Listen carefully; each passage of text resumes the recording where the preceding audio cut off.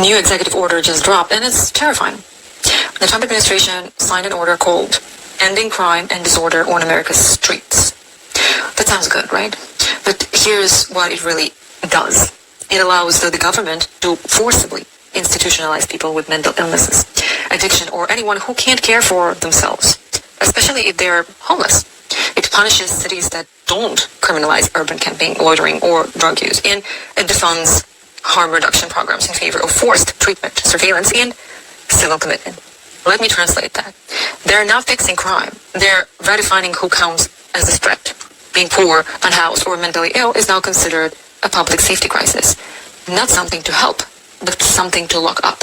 And the worst part, this order makes it easier for states to override consent, collect private health data, and sweep people off the streets with almost no due process. This isn't law and order. This is some kind of an authoritarian control wrapped in compassion speak. What do you think? Trump just signed a truly terrifying executive order to bring back forced institutionalization. Yep, you heard that right. It's truly terrifying and no one is talking about it. I'm Eliza Orland's career public defender for 15 years in Manhattan, and we have to talk about the executive order that they're calling Ending Crime and Disorder on America's Streets. This order specifically targets unhoused people, people with mental illnesses, and people who use drugs. It calls the hundreds of thousands of people experiencing homelessness on a single night endemic vagrancy and frames them as threats to public safety. Trump is using fear to justify locking them away under what he calls civil commitment, aka forced confinement. Here's what the order actually does. First, it directs the Attorney General to overturn federal and state court decisions that protect people from involuntary confinement, essentially gutting due process rights that took decades to secure. Second, it ends housing first policies that have actually worked to reduce homelessness. Instead, it forces people to accept treatment whether they want it or not as a condition of receiving federal housing aid. Third, it prioritizes federal grants for states that enforce bans on urban camping, loitering, and squatting, aka criminalizing the simple act of existing without a shelter. Fourth, it expands civil commitment to anyone deemed a danger to themselves or others, or who cannot care for themselves. Language so vague, it could quite literally apply to anyone experiencing a crisis. This is not about safety or compassion. The order literally says the goal is to protect public safety by removing people from public view. This is about controlled criminalization and disappearing poverty, not solving it. This is mass incarceration 2.0, only now it's dressed up in fake compassion and medical language. We've seen this before. In the era of massive state hospitals, warehousing, and forced sterilization, and we know how this ends. As a career public defender, I've seen what happens when governments use the courts to cage, confine, and criminalize instead of care. If you're as horrified as I am, share this video and follow me. If you're interested, I can break down every section of this executive order piece by piece, because this isn't just cruel, this is calculated, and we need to understand exactly what we're fighting against.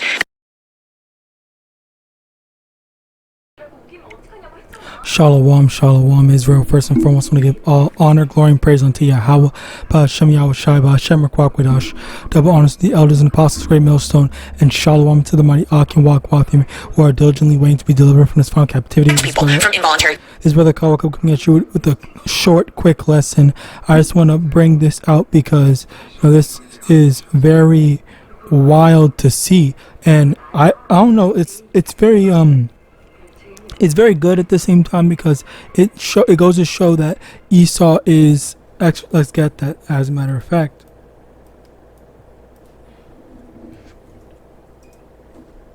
Revelation chapter 12 verse 12. Therefore rejoice, ye heavens, and ye that dwell in them. Woe to the inhabitants of the earth and of the sea, for the devil is come down unto you, having great wrath, because he knoweth that he hath but a short time. And because Esau knows that his time is short, he's been DJT has been accelerating in making these freaking new laws and stuff like that people have been breaking down, complaining about, and saying, oh, everyone look at this, the big beautiful bill, or whatever the frick that thing was called. And then now all these different things that people are saying, this is actually crazy, where we're literally going to be penalized just for simply existing. All right, and as a result of that, you have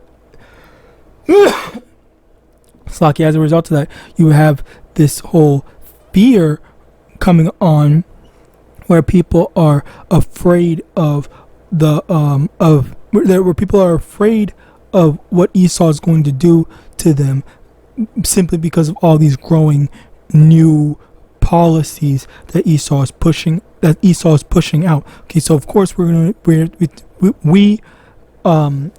I guess I have to get this. I have to get this as well. Jeremiah chapter 10.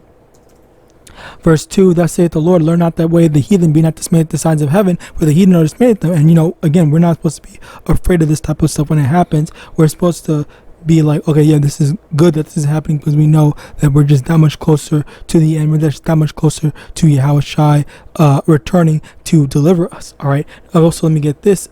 2nd Ezra chapter 9 verse 1. He answered me then and said, measure thou the time diligently in itself, and when thou seest part of the times past which I have told thee before, then shalt thou understand that it is the very same time wherein the highest will begin to visit the world which he made. And this is what we're looking for. This is what we're waiting for on. This is what we're on the lookout for with YAHAWAH, because we're waiting for YAHAWAH to come down. We see through these actions of Esau, Edom, that we're just that much closer to Yahawashi's return, as well as our deliverance as Israelites. All right. So continuing on, 2 Corinthians chapter 2 verse 11. So lest Satan get an advantage of us, for we are not ignorant of his devices. And this is another thing of it, where you see that they're trying to criminalize being homeless, criminalize not having any resources or shelter and all this type of stuff.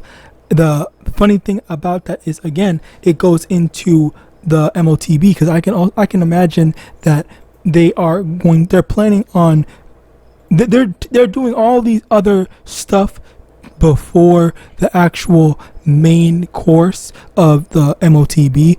And the thing about the MOTB is, okay, you're not going to be able to buy and sell. Well, if you don't have, a lot of people, especially today, they don't own houses. They have to work in order to pay for their houses, and if they don't have access to their money in order to pay their rent, pay their apartments, pay their houses, pay their whatever they're living in, then of course, okay, so now there's a added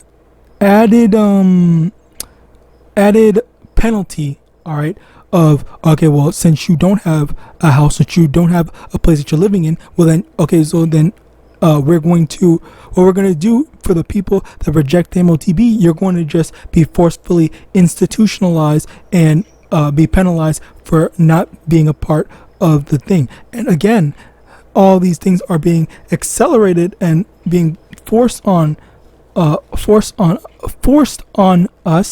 all right, as Esau has been, or DJT has been getting away with doing a whole bunch of stuff. And even the people that voted for him are starting to regret voting for him. All right. Habakkuk chapter 2 verse 3. For the vision is yet for an appointed time, but at the end it shall speak and not lie. Though it tarry, wait for it, because it will surely come. It will not tarry. And we see this with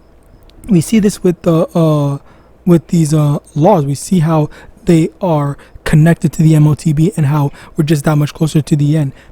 And Yahawadah, it only comes that much faster. So with that, I pray this lesson was edifying. I want to give all honor, glory, and praise unto Yahawah, Ba'ashem, Yahawashi, Ba'ashem, Rakwakwadash, double honor to the elders and apostles, great millstone, about ball and shalom.